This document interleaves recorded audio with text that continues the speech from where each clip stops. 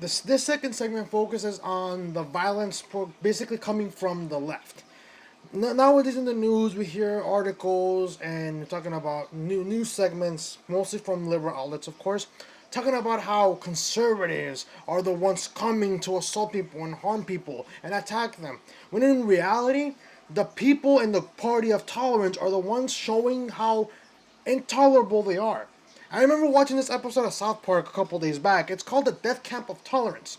And there's this one segment where the kids, obviously, the four kids, Stan, Kyle, Cartman, and Kenny, where they criticize Mr. Garrison for being incredibly inappropriate in class. In this case, for example, I'm not going to be as graphic, but in one instance, Mr. Garrison and his boyfriend, Mr. Slave, in that episode, apparently, at that time, Mr. Slave was dating Mr. Garrison. Mr. Garrison gets a pet gerbil and inserts it into Mr. Slave's rear end. The students call this out. They go to the principal and says Mr. Garrison is acting inappropriately. But at that point in the episode, Mr. Garrison is openly gay. And what do the parents do? They think that the students are basically criticizing Mr. Garrison because he's a homosexual, and yet they refuse to see that Mr. Garrison is acting in a very inappropriate manner. Kind of like how it is now. If you criticize someone for doing something very inappropriate, the left will say, well, they're just saying that because of their skin color, because that person's a minority, or that person's a sexual orientation. That's what they go to. And then the boys eventually end up getting sent to this camp in order to teach them how to be more tolerant. And again, and the director of the camp says a quote that basically resonates with the left today. I'm talking about it. This is a very dated episode. Not really dated in the sense that it's no longer relevant, because I think it is. But the leader of the director of the camp says this quote, and I think is really relevant to the point of how the left acts today. In the sense that the director says, in this camp, intolerance will not be tolerated. So like you get the point, right? The left preaches tolerance, talking about, oh, we tolerate everyone, we tolerate different ideas. But whenever they see a person wearing a red MAGA hat, then they lose it. They're like, weh! They're like, they go complete bonkers. They go completely bonkers over a hat. But again, this is what I'm talking about. The media tells us that about conservatives and sexist white supremacists and all that stuff, that they're gonna come and attack people like me. But when in reality, it's the leftists. It's people like Antifa, groups like Antifa, that are actually doing the violence. They're actually committing acts of violence because they're so tolerable. Now, this article's from Fox News, and it reads, a California woman who slapped Trump supporter during a 2017 rally convicted of battery. A California woman accused of slapping a Trump supporter during a Make America Great Again rally in Orange County more than 2 years ago has been convicted, prosecutors said. Jessica Aguilar, 23, of Sacramento, was found guilty Wednesday of one misdemeanor count of battery for slapping a man twice across the face during the March 25th, 2017 rally at Bolsa Chica State Beach. I think it's right. Bolsa Chica State Beach. I did read it right. According to the Orange County District Attorney's Office, Aguilar was sentenced to 20 days in jail, 10 days of community service, and 3 years of probation. Prosecutors said Aguilar's jail sentence will be vacated if she completes community service. The Orange County District Attorney does not condone random acts of violence. Orange County District Attorney Todd Spitzer, I don't know which how you pronounce it, I'm going to go with Spitzer, said, with political dissension on the rise across the country, it is important to remember that the right to protest is afforded to everyone. No one has the right to commit an act of violence against someone because they don't agree with their views. If someone chooses to commit violence, they will be prosecuted. Thank you, Todd Spitzer. I apologize if I'm mispronouncing your last name, but yes, that is exactly the mature thing to do. If you do not agree with someone's point of view or politics, the best thing you can do is simply protest. Have a debate. Have a discussion. But violence is never the answer. If you commit violence to try to get your point across, then maybe it wasn't a good point to defend in the beginning. Like really, if you resort to violence, fear, and intimidation to try to get people to follow you and your ideologies, then maybe your ideas are not the best, or maybe your ideas are not as good as you think they are. Because good ideas do not require force to be implemented. That's the thing. Good ideas do not require force to be implemented. Look at, socialism in Venezuela. If socialism was so good in Venezuela, how come it's being implemented by force? Kind of like, dictatorships in Italy, fascism. Again, not fascism like the way the left is categorizing fascism, but I'm talking about real, genuine fascism, like Adolf Hitler and Benito Mussolini. If fascism was so fantastic, why did Hitler and Mussolini need to enforce it through fear and intimidation? Again, if your policy requires violence, fear, fear and intimidation, and at the same time, harming other people, right? Harming personal property, harming private property, destroying private property. If your ideas require that type of that type of attention and that type of implementation, then maybe your ideas are not as good. Let's just face it. Come on, like really, really, if your idea is so good, it wouldn't require violence to basically to gain people to support your side. But I agree with Todd Spitzer. I think he does. Yeah, I don't care. I don't agree with leftists at all. I don't agree with them. I think they're too far. I think they're far too extreme. I don't like socialism. I never liked socialism. I've never lived in a socialist country, but I've known people that have escaped socialism, and trust me, it's not. They don't come to America to bring socialism here. They come to America to escape it.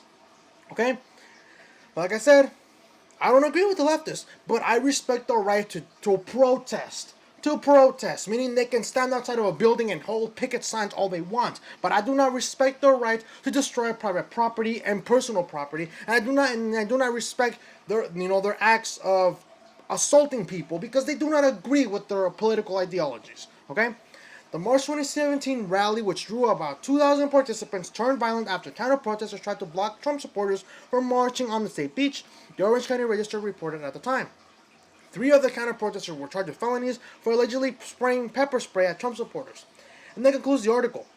Like I said, when I hear the news, and I tell you that, I watch CNN just for laughs at this point. CNN has become a joke at this point. I used to watch it because I didn't want to be a tribalist. I don't like being a tribalist. I don't like just blindly listening to Fox News, and I don't like to blindly listen to, to blindly just follow what CNN tells me tells me to do. So I like to keep things balanced. I like to listen to some conservative opinions. I like to listen to some liberal opinions. In the case, for example, for me, in YouTube, I don't like I said, I don't watch as much Fox News because again, they're mainstream. I like to support more independent political commentators and journalists. For example, I like to listen to Tim Pool. I don't agree with everything he says, but I like that at some point. And I tell you, I'm sorry. I'm gonna repeat it again. Sorry, I'm gonna rephrase it again. I don't agree with Tim Pool in everything he says, but I appreciate his content because he gives me a different insight. He keeps me from being a tribalist. Same thing with Anthony Brian Logan. He's more conservative, but at the same time, this guy will call out nonsense when he sees it, and that's what I appreciate.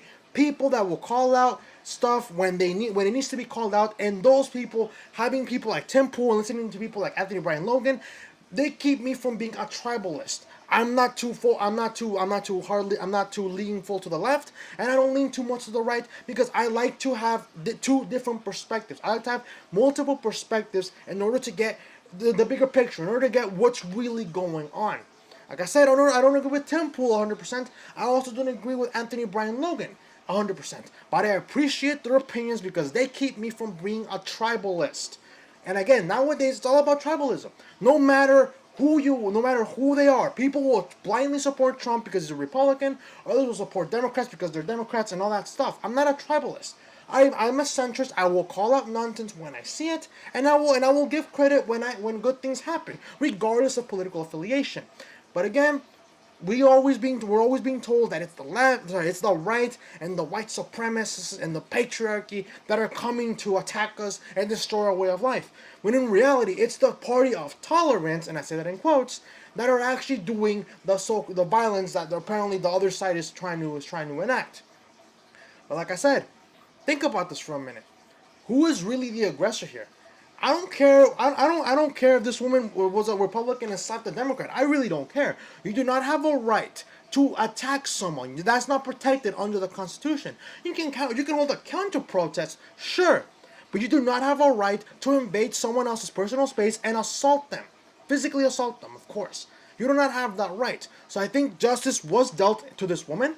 Obviously, it's not much because again, it was just 2 slaps across the face. It was still battery though, so it's still a crime. But 2 slaps across the face, the punishment seems very fair. I mean, 20 days in jail, 10 days of community service, and 3 years of probation. I think that's really fair. It really is. Because it's not like she stabbed the guy, but again, she still assaulted someone. She still broke the law, and I think justice has been dealt. But let me know what you guys think. Do you think this woman should have gotten a worse punishment? Do you think people should be convicted of crimes, regardless of political affiliation, if they choose to enact in acts of violence in order to get the point across? And do you agree with my opinion in the sense that if your opinion requires violence and fear and intimidation to get people to support you, then maybe it's not a good idea to and it wasn't a good idea to begin with. But let me know if you agree with my mindset when it comes to those types of policies. But like I said, people will say it's the right wing individuals who are committing acts of violence towards the innocent people that are just trying to live peaceful in the U.S. When in reality, the left has a long record of actually committing acts of violence, and yet the media turns a blind eye to that. Let me know what you guys think. If you like this video, hit the like button.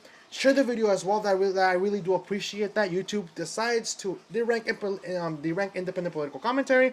I'm pretty sure they will derank this one because I'm criticizing the left and the way they act. Not to mention, I'm actually to some degree in the defense of the person who was assaulted. In this case, this person who was assaulted was a Trump supporter, so I'm pretty sure they're going to derank that as well.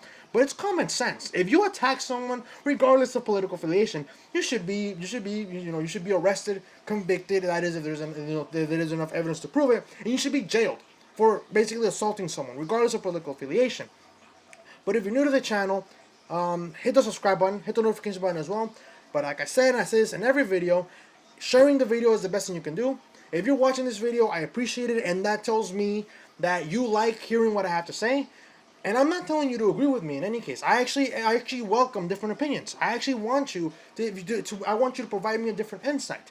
But at the same time, if you feel like if you like listening to what I have to say, and you share the video, that tells me as well that you want other people to hear what I have to say. Like at the end of the day, if you don't want to comment, you like the video, that's up to you. I'm not forcing you to do it. But sharing the video, like the video, is very much appreciated. And I really encourage you to comment because I really want a different insight from you guys. Alright, you guys, this is the second of the third segment. I will be talking about another individual. You might have heard of him in the Democratic race. His name is Andrew Yang, and obviously he's not going to be rooting for Andrew Yang, but I'm going to be talking about some political stances he's pushing for and why some things he's saying do make sense, but at the same time, is it really the solution that needs to be implemented? So if you guys cannot stick around for the next segment, I'll see you guys at another time. Hopefully you guys can watch the next segment probably tomorrow, because again, it is a little bit late at night. But if you can stick around, I'll see you guys in a bit. And if you can't stick around, I'll see you guys at a later time. Stay awesome.